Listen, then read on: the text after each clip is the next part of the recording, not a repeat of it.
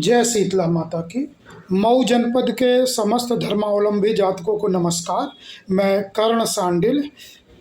कल की आइए जो कल शुक्रवार 26 सितंबर सन 2025 उदया नवरात्रि की चतुर्थी तिथि, जो कि प्रातः 6:37 उपरांत पंचमी लग जाएगा।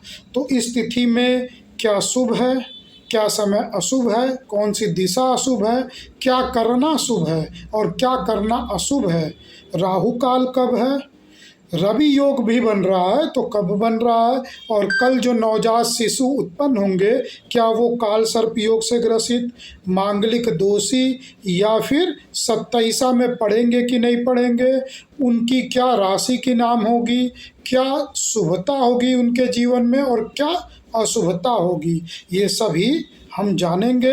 तो ये वीडियो आप यदि देख रहे हैं तो अपने उन मित्र या संबंधियों को भेज दीजिए कल जिनकी संतान उत्पत्ति होनी है या आने वाले दिनों में संतान उत्पत्ति होनी है, या वो शुभ जान के कार्य करते हैं, एक दिन पहले ये जानना चाहते हैं कि कल क्या करना शुभ रहेगा, क्या करना नहीं शुभ रहेगा, कब करना शुभ रहेगा, कब करने से बचना चाहिए, तो उन्हें भी ये वीडियो भेज दीजिए। तो आइए हम आरंभ करते हैं।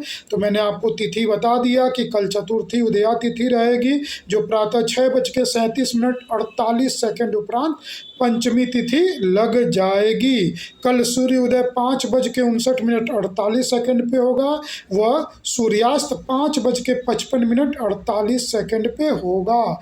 मैं हमेशा बता देता हूँ, सूर्योदय के समय आप मंत्र जाप करिए, मंदिर में बैठ के शंखनाद करिए, अपनी देवताओं की आरती करिए, जिनको भी आपने घर में रखा हुआ है, जो भी देवता, उनकी पूजा आराधना करिए। और संध्या का जो मैंने समय बताया है 5:55 उस समय आप अपने मंदिर में लक्ष्मी जी के सम्मुख देसी घी का या तिल के तेल का दीप प्रज्वलित करिए, या तुलसी जी के सम्मुख दीप प्रज्वलित करिए। अगर लक्ष्मी जी की पूजा कर रहे हैं तो कनकधारा स्रोत का पाठ कीजिए, और यदि आरती जी और तुलसी जी की आरती कर रहे हैं तो तुलसी जी की आरती पढ़िए। ये प्रातः और संध्या की पूजा हो गई। कल पश्चिम दिशा की दिशाशूल है, अर्थात पश्चिम दिशा की कोई ऐसी यात्रा नहीं करेंगे जिसमें संध्या तक घर वापस लौट के न आ सके। कल 10:30 बजे से 12 बजे तक राहु काल रहेगा, अर्थात इस अवधि बीच में कोई नवीन कार्य आरंभ नहीं करेंगे, या तो नवीन कार्य प्रातः आरंभ करेंगे, इस समय अवधि में करते रह सकते हैं, पहले से कर रहे हैं तो करते रहिए, इस समय आरंभ नहीं करेंगे या इस समय अवधि बाद आरंभ करेंगे, यह आप जान गए। कल रवि योग है, रात्रि 8:30 से रवि योग है। ठीक जैसे ही विशाखा नक्षत्र समाप्त होगा, अनुराधा नक्षत्र आरंभ होगा, तो अनुराधा नक्षत्र जब तक रहेगा रवि योग रहेगा। रवि योग में कोई भी कार्य करना शुभ रहेगा, वो कार्य सफल भी होता है, वो आपको अग्रसर भी करता है, पदोन्नति भी करता है और आपकी हर तरीके से वृद्धि करता है। तो रात्रि 8:30 से परसों रात्रि 11:33 तक रवि योग जो अत्यंत शुभ है वो है। ठीक, भद्रा कल प्रातः है, तो भद्रा भारत पृथ्वी लोक पे है नहीं, तो उसकी मैं चर्चा नहीं कर रहा हूँ। अब आइए कल क्या करना शुभ रहेगा और किन कार्यों से बचना चाहिए। तो कल विवाह करना नहीं शुभ रहेगा, कल यात्रा करना भी नहीं शुभ ही रहेगा, और कल कोई योजना बनाना नहीं शुभ रहेगा, परंतु शुभ रहेगा एडमिनिस्ट्रेटिव डिसीजन लेना, यानी आप कोई पद से कोई निर्णय ले रहे हैं, कोई फैसला सुना रहे हैं, तो कल बहुत शुभ रहेगा। यानी कल कोई कोर्ट का फैसला आ जाए तो वो बहुत शुभ रहेगा, या कोई बड़े फैसले लेना कल शुभ रहेगा। कल हीरे जवाहरात खरीदना अत्यंत शुभ रहेगा, पर सोना तो इतना महंगा है, तो हीरे मोती कल खरीदिए, कोई रत्न खरीदिए, शंख खरीदिए, कुछ आप जो है वो एंटीक चीज़ खरीदिए, कोई कीमती चीज़ धरोहर के रूप में खरीदिए, बहुत शुभ होगा। कल मनोरंजन के कार्य करना शुभ रहेगा। किसी को कल सम्मान देना हो या सम्मान पाना हो तो कल ये ग्रहण करना अत्यंत शुभ रहेगा, ये आप जान गए। ठीक ना। अब इस नक्षत्र में शुभता पाने के लिए कल और इस नक्षत्र के जो जातक हैं वो भी भगवान विष्णु की यदि पूजा करें तो अत्यंत शुभ रहेगा, ये आप जान गए। चलिए अब विशाखा नक्षत्र जो कल रहेगा उसके बारे में हम चर्चा कर लेते हैं। तो विशाखा नक्षत्र आरंभ होगा आज गुरुवार 25 तारीख की संध्या 5:52 से आरंभ है और कल 26 सितंबर की रात 8:30 तक रहेगा। तो विशाखा नक्षत्र के गुणधर्म जान जाते हैं। विशाखा जो नक्षत्र है उसका जो स्वामी ग्रह है वो गुरु ग्रह स्वामी ग्रह है और इस नक्षत्र के भी 4 चरण हैं, जिसमें से 3 चरण जो है वो तुला राशि में पड़ता है और 1 चरण जो है वो वृश्चिक राशि में पड़ता है। तुला राशि का स्वामी शुक्र ग्रह है, ठीक, और अंतिम जो वृश्चिक राशि का स्वामी मंगल ग्रह है। तो शुक्र और मंगल और गुरु के गुण यहाँ प्रभावी होंगे। अब यह 4 तारों का समूह है जो मटके का रूप दिखलाता है, जो कुम्हार का मटका होता है उसका रूप दिखाता है। स्त्री संज्ञक नक्षत्र है तो भावना प्रधान होगा। अपने भावनाओं से पुरुष हों चाहे महिलाएं हैं लोगों को जोड़ेंगे। पुरुष है तो कठोर फैसले लेने में कमी करेंगी और यदि मात्र शक्ति हैं, कन्याएं जन्म ले रही हैं इस नक्षत्र में तो अपने भावनाओं से मायके और ससुराल दोनों पक्षों को अच्छे से बांध के रखेंगी, सबको जोड़ के रखेंगी, पूरे परिवार को मिला के रखेंगी। तो पुरुषत्व यदि हैं, पुरुष हैं तो आप ये जान जाइए आप निर्णय लेने में थोड़ा ज़्यादा ज्ञान, थोड़ी ज़्यादा क्षमता और बढ़ा लीजिए। अब यह जो नक्षत्र के जातक होते हैं शुक्र ग्रह प्रभावी है और गुरु जो है उस नक्षत्र का स्वामी है, तो गुरु विवेक देगा और शुक्र जो है वो वैभव देगा, इच्छा बढ़ाएगी। तो जातक की बहुत इच्छा रहती है और वो ज्ञान से उन इच्छाओं की पूर्ति करते हैं। ये लक्ष्य साध के मेहनत करके, क्योंकि अंतिम चरण मंगल का भी है, तो जो है यह अपने लक्ष्यों की प्राप्ति करते हैं। 3 जो चरण है आरंभ के उसमें भोग विलास, कामना, इच्छा, स्त्री प्रसंग या विपरीत लिंगी प्रसंग ज़्यादा होते हैं, दिखावा के भाव ज़्यादा रखते हैं, सुख पाने की विशेष इच्छा होती है और जहाँ सुख पाने की इच्छा रहेगी वहाँ ईर्ष्या की भी इच्छा हो जाएगी। तो दूसरों अगर उससे ज़्यादा सुखी हैं तो उनसे लोगों को इनको ईर्ष्या होगी और ईर्ष्या होगी तो फिर क्रोध भी होगा, अक्रोध होगा तो गुरु की कमी होगी यानी सद्विवेक की कमी होगी और चतुराई स्वार्थ का रूप ले लेगी। तो ये सब गुण जो बता रहा हूँ उसको बढ़ा लीजिए और जो दोष बता रहा हूँ उसको घटा लीजिए। बाद में जब घर्षण होता है जीव गुरु और शुक्र में तो धीरे धीरे वो अध्यात्म की ओर आगे बढ़ते हैं। गुरु यानी जो है नक्षत्र स्वामी, शुक्र यानी कि राशि स्वामी और बाद में मंगल भी पुरुषार्थ ज़्यादा करते हैं तो भी घर्षण होता है, तो बाद में अध्यात्म की ओर धीरे धीरे बढ़ते हैं। शुरू में भोग की तरफ रहते हैं या मेहनत करके पाने के ओर रहते हैं, बाद में वो अग्रसर होते हैं ईश्वरत्व की ओर। अब चरण की बात करें तो प्रथम चरण जो है वो आज 5:52 से आरंभ है। आज यानी कि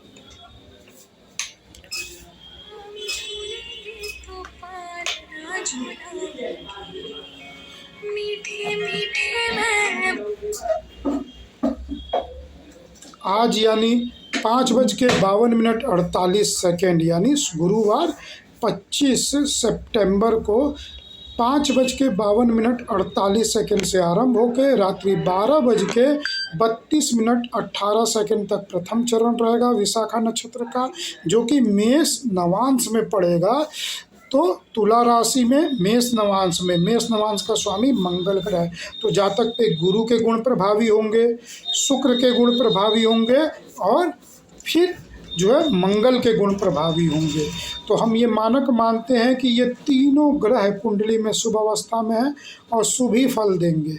तो हम ऐसे मानक मान के तीनों के गुण, गुरु के गुण सद्विवेक, ज्ञानी जनों की संगति, पूजा पाठ में रुचि, अध्यात्म की ओर अग्रसर होना और पठन पाठन कुशाग्रता बढ़ाना और सद्विवेक दिखना, सद्विवेकी दिखना और सद्विवेक रखना। शुक्र यानी कि वैभव भोग की ओर आकर्षित होना, विपरीत लिंगियों के प्रति आकर्षित होना, अपने सुख के साधनों को ग्रहण करना, उनकी ओर अग्रसर रहना, भौतिकवादी चीज़ें इनको ज़्यादा चाहिए होती है, चतुर होते हैं और ज़्यादा अशुद्धता अगर की ओर जाएँ तो स्वार्थी हो जाते हैं और ज़्यादा स्वार्थ और बढ़ेगा तो ईर्ष्या हो जाती है और ईर्ष्या आगे बढ़ेगी तो क्रोध आती है और क्रोध आगे बढ़ेगा तो वो फिर तिकड़म लगाते हैं, षड्यंत्र करते हैं और अपना और समाज का नाश करते हैं। तो ये शुक्र के गुण हो गए, दोष भी इसमें बता दिए। और उसके बाद जो है मंगल के गुण, मंगल यानी अपनी इच्छाओं की पूर्ति के लिए और अपने विवेक से संचित बुद्धि को आगे बढ़ाने के लिए ये पुरुषार्थ करने में अग्रसर रहते हैं। यहाँ पे मंगल और शुक्र शुभ फल देते हैं।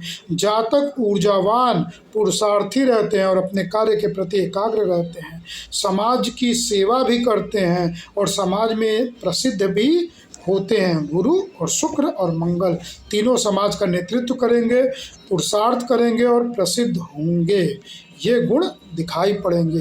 तदुपरांत जो है वो द्वितीय चरण, जो प्रथम चरण विशाखा नक्षत्र है उसमें राशि का नाम त पर बड़ी की मात्रा ती अक्षर से राशि का नाम रहेगा। तदुपरांत द्वितीय चरण 12:32 से आरंभ होगा और प्रातः कल 7:11 तक रहेगा। राशि का नाम त पर बड़ी की मात्रा तू अक्षर से रहेगा। राशि ये भी तुला राशि में, तुला राशि को इंग्लिश में लिब्रा कहते हैं, नीम तराजू, और इसका स्वामी जो है वो शुक्र ग्रह है। राशि रत्न हीरा, उपरत्न ओपल, सफ़ेद पुखराज जो और सफ़ेद हकीक है और इमिटेशन भी सफ़ेद वाला लोग पहनते हैं। तो ये द्वितीय चरण तू राशि का नाम होगा। यह जो है वो वृषभ नवांश में पड़ेगा जो शुक्र का ही नवांश है। तो शुक्र की राशि और शुक्र का नवांश, तो ये पुष्कर नवांश हो जाएगा। यहाँ शुक्र बहुत अच्छा फल देगा। तो जातक क्या होगा, चतुर होगा, उससे ऊपर उठ के स्वार्थी होगा, उसके ऊपर उठेगा तो कामुक होगा, भोग विलास की अलग अत्यधिक कामना रखेगा, विपरीत लिंगियों के प्रति बहुत आकर्षित रहेगा और यदि अशुद्धता और दिशा बढ़ेगा तो ये जो है वो दुर्भाव भी रखेगा, ईर्ष्या भी लोगों से करेगा और आगे बढ़ेगा तो क्रोध रखेगा और आगे बढ़ेगा तो षड्यंत्र करेगा। तो ये इनकी शुभता में अशुभता हो गई। सामान्य शुभ शुभ बोले तो जातक धनवान होगा, भौतिकवादी चीज़ों के पीछे ज़्यादा भागेगा, स्त्री प्रसंग वस्त्र आभूषण इत्र सौंदर्यिक चीज़ों को ज़्यादा रखना चाहेगा। ये द्वितीय चरण के गुण। अब तृतीय चरण कल प्रातः 7:11 से आरंभ होगा। राशि का नाम तो पर एक ही मात्रा ते अक्षर से रहेगी और यह 1:51 तक रहेगा कल दोपहर को। और ये जो है बुध के मिथुन नवांश में पड़ेगा। तो यहाँ बुध ग्रह प्रभावी हो गया। तो बुध के गुण वाक पटुता, कुशाग्र बुद्धि और सूर्य के संगति में यदि विराजमान है तो बुधादित्य योग बनाएंगे। जैसे सूर्य के संगति में ये जो है वह नहीं है, सूर्य जो है कन्या राशि में ही है तो सूर्य की संगति में नहीं है। तो ये जो है वो सामान्य रूप से बुध प्रभावशाली फल देंगे। तो कुशाग्रता देंगे और इनकी स्मरण शक्ति अच्छी रहेगी, वाक पटुता जाएगा, हाजिर जवाबी रहेंगे, वाणिज्य कारोबार में ये बहुत ज़्यादा आगे होंगे, अपने विचारों में दृढ़ होंगे, बुद्धि बहुत प्रभावशाली होगी, वाक पटुता अत्यंत शुभ होगी। ये हो गए तृतीय चरण। अब चतुर्थ चरण कल दोपहर 1:51 से रात्रि 8:30 तक रहेगा। चतुर्थ चरण कर्क नवांश में पड़ता है, तो कर्क नवांश में पहले गुरु जो कि नक्षत्र स्वामी है वो उच्च का होता है। कर्क नवांश में जो है यह मंगल जो कि यहाँ पे ये वृश्चिक राशि में हो गया, अब यहाँ तुला राशि समाप्त हो गई, वृश्चिक राशि में हो गया, तो वृश्चिक राशि में मंगल जो है वो नीच का हो जाता है, वृश्चिक राशि में मंगल स्वगृही हो जाता है, तो यहाँ मंगल प्रभावशाली फल देता है। और चंद्रमा जो है यहाँ पे वृश्चिक राशि में नीच का होता है, तो चंद्रमा यहाँ पे कुफल देता है, तो जातक जो है दुखी रह सकेगा अपने विचारों में और अपने कर्मों से मिले परिणामों में। तो जातक एक सकारात्मक रुख रखे, अपने लिए दुखी ना हो, अपने कर्मों से दुख ना हो और अपने लिए अशुभ भाव नहीं रखना चाहिए। अब इसकी व्याख्यान ज़्यादा है, इतने पे ही हम बात समाप्त करते हैं।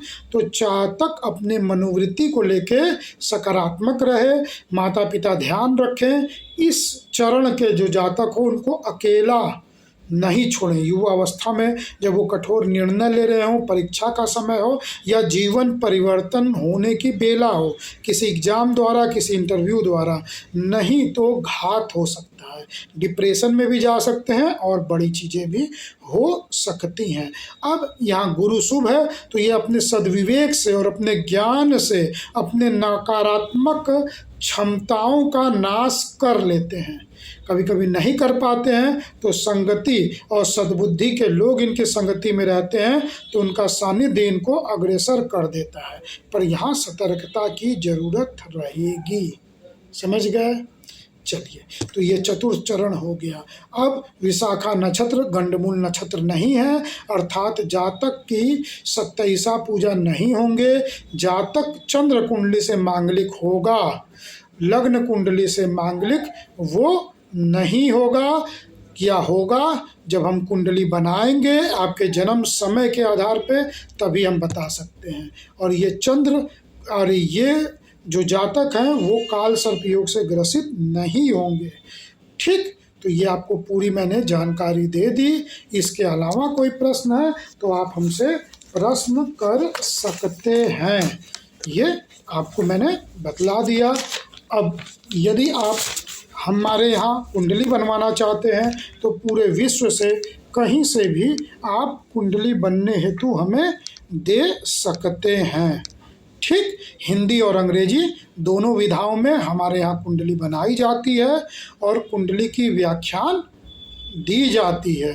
कुंडली बनने पे इसी प्रकार वीडियो कॉल द्वारा आपको कुंडली समझाई जाती है।